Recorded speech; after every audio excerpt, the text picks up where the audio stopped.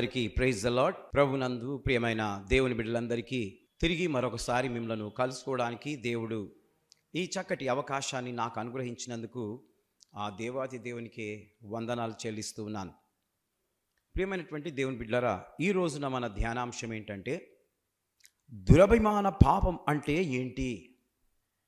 మన జీవితంలో కొన్ని అవయవాలు తప్పుదారిన పడతాయి. జీవితంలో అవయవాలు తప్పిదారిలో పడడం అంటే నెక్స్ట్ దావీదు తను ప్రార్థన చేశాడు. ఏమని చేశాడంటే, దేవా, కపటమైన పెదవుల నుండి, మోసకరమైన నాలుక నుండి, దురభిమాన పాపము నుండి నన్ను విడిపించండి అని ప్రార్థన చేశాడు. ఇంత చక్కటి ప్రార్థన దావీదు మహారాజు గారు చేస్తూ ఉన్నారు. మనము ఒప్పుకుంటేనే కదా ప్రభువు మనల్ని క్షమిస్తాడు. మన నోటితో మనము ఒప్పుకోవాలి దేవుని సన్నిధిలో. అప్పుడే ఆ దేవాది దేవుడు మనల్ని క్షమించగలడు.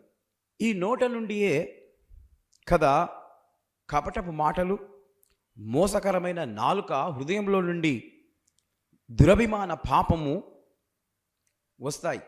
మరి ఎలా నీవు రక్షింపబడతావు? ఈ విధంగా నీ లోపల నుండి ఇవన్నీ వస్తూ ఉంటే నీవు ఆ రక్షకుడైన యేసుక్రీస్తు ప్రభువారి దగ్గర ఒప్పుకుంటేనే కదా నీవు క్షమించబడేది. నీవు ఒప్పుకోకపోతే క్షమించలేడు దేవుడు. కాబట్టి ప్రియమైనటువంటి దేవుని బిడ్డలారా, వింటున్న నీవు ఈరోజు నీ నోట నుండి నీ పాపములను క్షమించమని దేవుని సన్నిధిలో కోరావా? ఒకవేళ కోరనట్లయితే నీవు క్షమించబడవు. నీవు మందిరానికి రావచ్చు, ఆరాధనలో పాల్గొనవచ్చు, వాళ్ళ వీళ్ళతో మాట్లాడవచ్చు, కానీ నీలో క్షమించే గుణము లేకపోతే, ఆ ప్రభువారు నిన్ను క్షమించకపోతే నీవు ఎన్నిసార్లు మందిరానికి వచ్చినా ప్రయోజనం ఉండదు.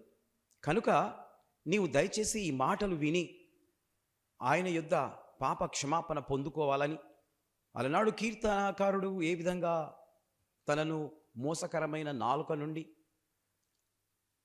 మరి కపటమైన పెదవుల నుండి, హృదయంలో వచ్చే పాపము నుండి విడిపించమని అడిగాడో, నీవు కూడా ఈ రోజున అదే ప్రకారం అడగాలని ప్రభు పేరిట మనవి చేయుచున్నాను. యేసయ్య రాకడ చాలా సమీపంగా ఉంది.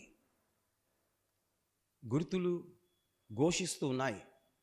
కనుక నీవు సిద్ధపడి ఉండాలని ఈ మాటలు తెలియజేస్తూ ఉన్నాను. ఎప్పుడు నీవు సరి చేసుకుంటావు? ఇలా నీ అవయవాలు తప్పిదారిన ఉంటే, నీవు పాపంలో ఉంటే, నీ జీవితంలో ఇవి ఉండకూడదు కదా. సర్వశక్తిగల దేవుని యొద్దకు నీవు వెళ్ళలేవు కదా.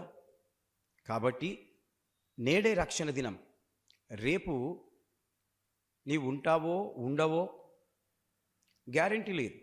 కనుక ఈరోజే ఆయన సన్నిధిలో నీ పాపములన్నీ కూడా క్షమించమని అడిగితే, నీ దురభిమాన పాపము నుండి నీవు విడుదల పొందుతావు, నీకు మోక్షం లభిస్తుంది.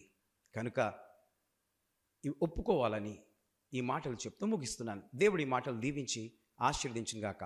May God bless you.